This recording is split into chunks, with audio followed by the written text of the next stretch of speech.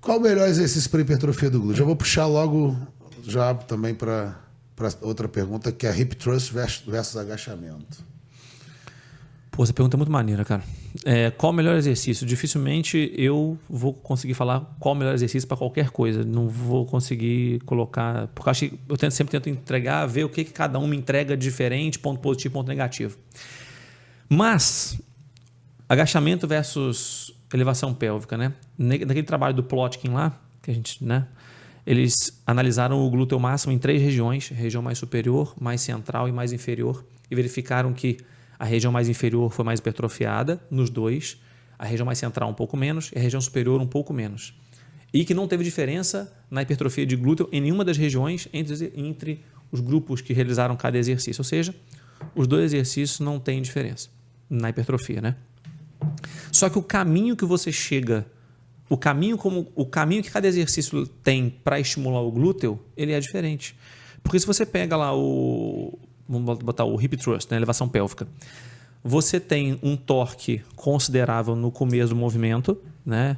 No primeiro terço do movimento atinge o pico de torque e no final do movimento, na extensão total de quadril, você ainda tem um torque elevadíssimo, ou seja, tem um torque alto ao longo de todo o movimento, toda a amplitude do movimento ali. Enquanto que no agachamento, você vai ter maior profundidade, por exemplo, fiz um agachamento até a coxa paralela, meu quadril vai bater ali 120 graus de quadril, ou seja, eu levei meu glúteo a um maior comprimento. Naquele ponto onde eu tenho maior torque, que é lá embaixo, eu tenho maior comprimento do glúteo. Ou seja, atinge maior amplitude de flexão de quadril. Só que quando eu vou chegando no final da extensão de quadril, o torque resistente é muito baixo.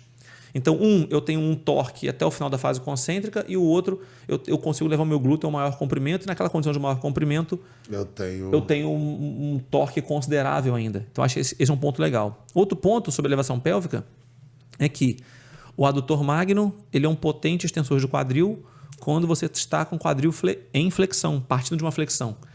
E ao ponto que você vai estendendo o quadril ali, cada vez menos o adutor magno vai contribuindo.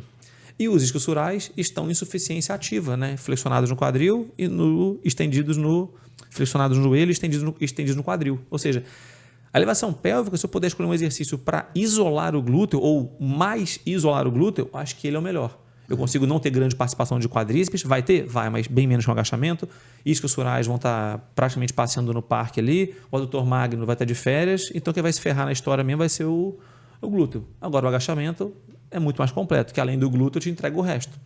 Se a gente for voltar naquela ideia nossa de eu posso dividir o treino de inferiores, se você souber escolher o exercício, você pode. Perfeito. Né? Acho que é por aí. Não quer dizer que é melhor, mas o que, pô?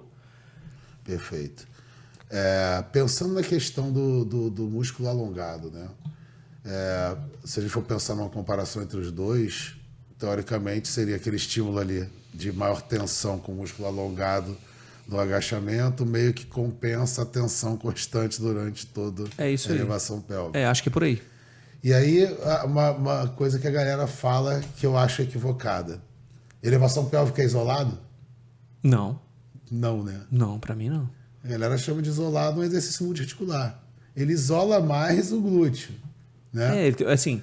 Porque para mim isolado é monoarticular, né? É sinônimo. Sim. Né? E básico, automaticamente quando eu falo de básico, eu estou falando de exercícios multiarticulares. Sim. Né? Não todos, mas... Então, assim, eu acho que tem essa separação. E aí, uma pergunta que eu não botei aqui, mas que eu acho interessante. Você acha que glúteo precisa de isolado? Pensando que a elevação pélvica é um multiarticular, não seria classificado como isolado. Precisa isolar glúteo? Posterior de coxa, a gente pode dizer que precisamos isolar. Tá. Né? Precisamos fazer um exercício de flexão do joelho, né? Porque até mesmo extensão isolada do quadril não vai trabalhar posterior como um todo. Uhum. Né? Sim. Glúteo precisa isolar? Cara, pensando pela estética, pela hipertrofia, né? Pensando por esse lado, depende.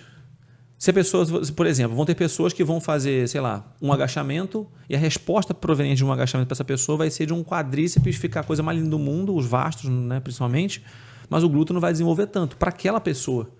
Então, para aquela pessoa, para essa pessoa eu vou ter que gastar mais energia com o glúteo. Eu vou ter que fazer, talvez por um glúteo mais inibido, e vou ter que fazer exercícios ou de pré-ativação ou preparatórios para conseguir botar aquele glúteo mais pronto para cumprir a tarefa. Então, acho que a sacada é essa. por mais que eu não tenha um trabalho com atletas, mas dentre todas as minhas alunos personal, várias treinam muito bem e várias eu só trabalhei só com exercício básico. E vou chamar de básico aí afundo, agachamento, levantamento de terra, nem elevação pélvica tanto assim. E o glúteo já ficava aquela coisa bonita, desenhada. Enquanto para outros, se eu fizesse só o básico, não dava nada. Tinha que usar exercícios ali para preparatório, pré-ativação. E aí, pô... Eu acho que, assim, tem pessoas e mulheres, né, principalmente, que conseguem ter glúteos perfeitos só fazendo multiarticular. Mas nem todas vão conseguir. Por quê? Porque tem essa limitação, às vezes, do multiarticular estimular outros músculos junto com o glúteo e a mulher ficar com quadríceps absurdo e precisar trabalhar em cima da proporção. E aí, para trabalhar em cima da proporção, ela vai ter que isolar o glúteo. Sim. É aquela máxima. Né? Sim.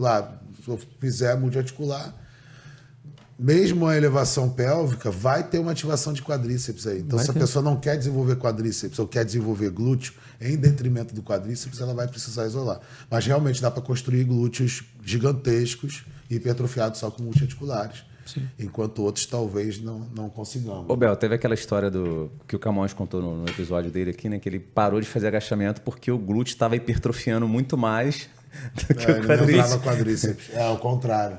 No caso dele é o contrário. Ele falou assim, pô, o glúteo está hipertrofiando, vou parar de fazer agachamento. Ele teve que parar, né, na preparação dele, parar de fazer agachamento, porque o glúteo estava sobressaindo absurdamente. Não, eu sou o contrário. Eu não interessa o que eu faça, é só quadríceps. Eu não tenho glúteo, né? Só aspirinazinho. Posterior de coxa. Aquele cachorrinho. A partir, assim, tanto quadríceps quanto posterior de coxa eu tenho bem desenvolvido, de panturrilha. Glúteo eu não tenho nada, é ridículo mesmo. Botar uma sunga assim.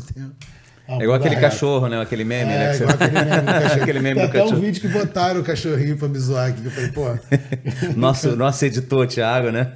Não, cara, isso aí talvez vai. A gente falando de glúteo, mas, pô, pensa isso pro resto, inclusive, na minha opinião. Claro. Pô, tem um cara que vai fazer, sei lá, o cara vai fazer um supino reto, supino inclinado, pô, o deltóide do cara já vai ficar, pra realidade do cara, vai ficar bonito, vai ficar proporcional.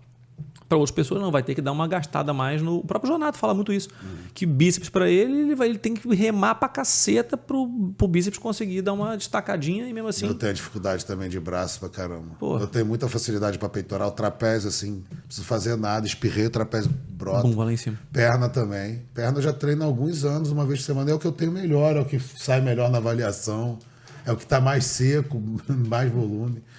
De novo do podcast, o seu podcast na educação física. Se você curtiu esse corte, faça a inscrição no canal e ative o sininho para mais novidades.